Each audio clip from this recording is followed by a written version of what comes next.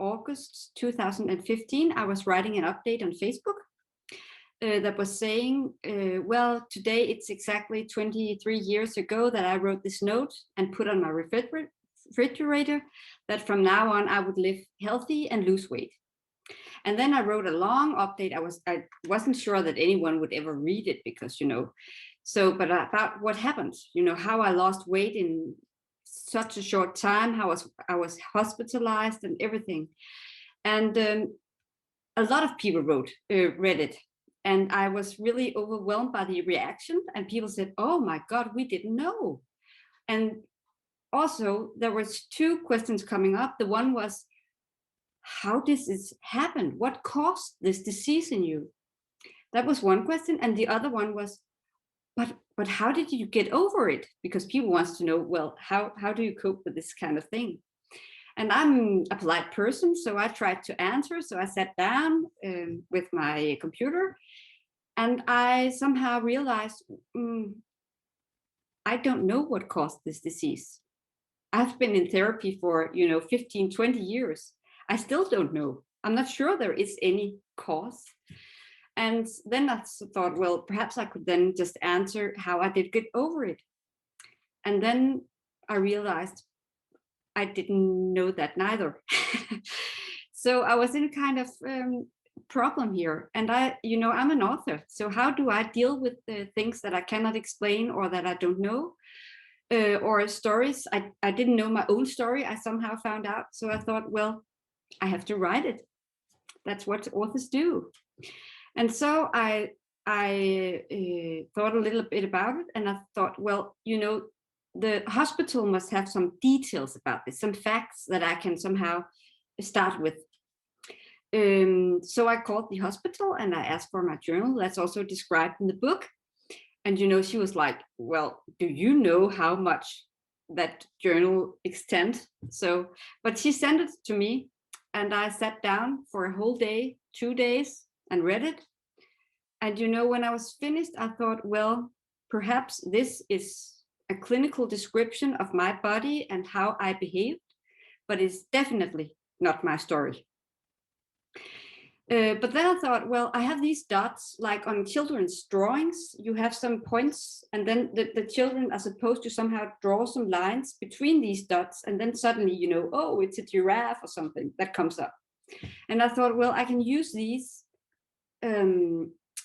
observations, these clinical observations, like some dots that somehow chronology, in time, puts up what has happened. And I am now the child who has to draw the lines between. And that was my approach to it. I think, well, I have to somehow combine these dots. And that is what I have tried to do with this book. And then when I was finished with the book, I stood with a giraffe. and it's not,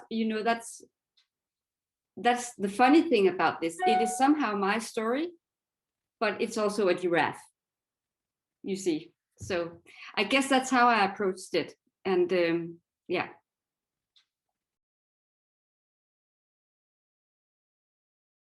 similarities. For example, the psychiatric journal that is posted in the book is not edited in any ways. So in that sense, that is me described by a second person.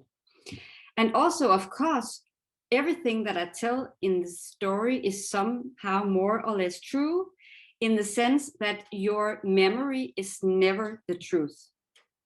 I have this funny experience. My mother and I was looking at some old dias, and there came this picture of Niagara Falls, and we lived in Canada when I was very little.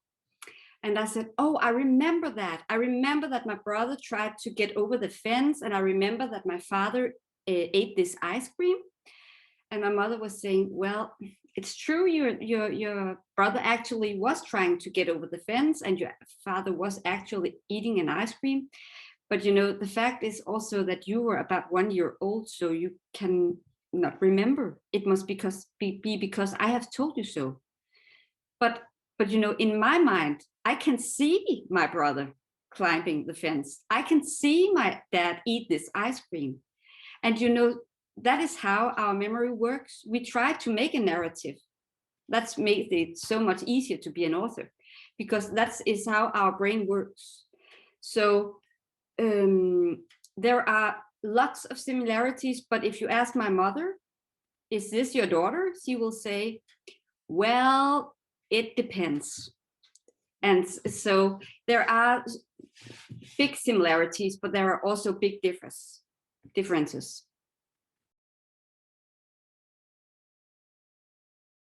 I don't see humor and seriousness as contradictions. I see them as two sides of the same coin.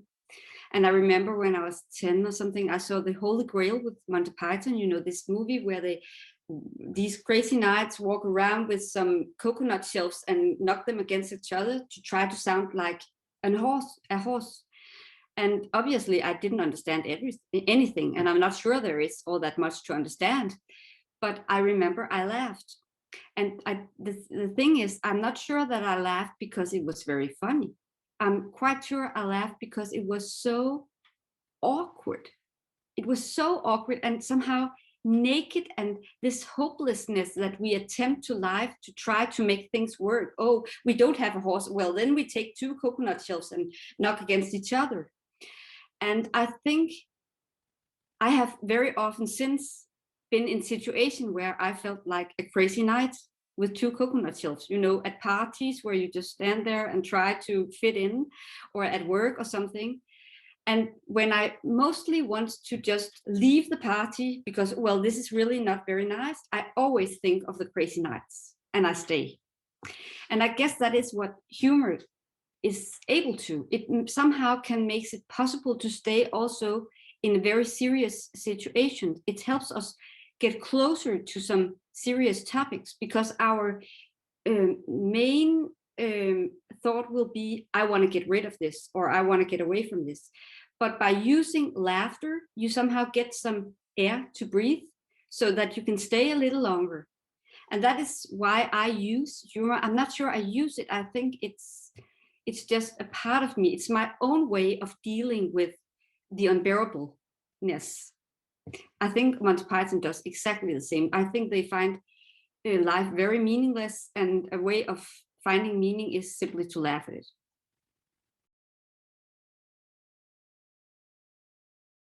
The short answer will be no. I'm not sure. Perhaps it can, but there is a difference between what you write for your own sake and what you write as literature. There is stories that are absolutely fine, and what differs a story, a plain story, from literature is what form you put it into. That is when it becomes literature. And the form giving somehow or is not therapeutic. That must be somehow literary based. But I do think that for me, I consider writing as a way of being alive, just like breathing. My husband calls me a human tape recorder. I walk around and I hear things and I see things and I feel things, and I don't really, a tape recorder doesn't feel, it doesn't hear, it simply just records it. And when I get home and I write it down, get it up through my fingers, getting it from the brain down to the body, it somehow becomes real to me. That's where I start living. So somehow it is a way of living for me. But I think that therapy is very much about getting better yourself and getting better with yourself. For me, writing is somehow getting it out of myself. It's when it's in my head, it's confusing and it's noisy, but when I write it down, it's on the screen or on the paper, and it's no longer a part of me. I can leave it behind me, just like I did with this Genug. Well, now I have wrote my story. Now I can leave that chapter behind me. I can start a new one. I can write something else. So in that sense, it's therapy, but no more than that.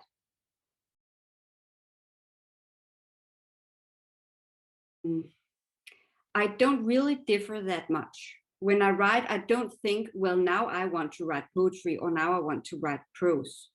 But for example, my latest book was a collection of poetry and it came in May 2020 and I wrote it in 1 month. That was a part of the form because our prime minister made this announcement that she closed down the country. It was lockdown due to the COVID-19 pandemic. And I thought, well, now she closed down or she canceled reality. Now I have to find fiction. And I wrote down, I set this, put this form that I had to write for 30 days and I had to write at least 100 pages. And it is not about, the virus. It's about isolation, quarantine, is that what it's called? Yeah. And, this distance between persons. And, due to the fact that the narrative that we normally live, work, socializing, hobbies, everything was canceled. I also wanted to somehow cancel the narrative that exists, for example, in prose. It's what we expect from prose. But for lyrics, it's more, sensing the atmospheres, the feelings. And that was all I was left with. My narrative was somehow been taken away. So it was natural for me to take some form that didn't call for a narrative.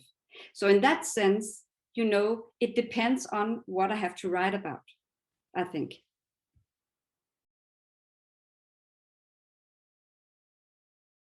It happened somehow a little different from other processes, I think, because my translator, Gert, he wrote me an email. He didn't contact the publishing company. He contacted me personally. And he said, well, I have been reading this review in a literature magazine, and I'm very much interested in reading your book. Could you send me a copy? So I sent him a copy, and a week later or so, he said, well, I've read it and I would very much like to try to translate. And so he translated the first 50 pages and he asked me, oh, is it okay if I contact you during the process because you have a kind of lyric to your language that is not, one-to-one translatable? And I said, well, I'm overwhelmed and I'm flattered, and of course you can.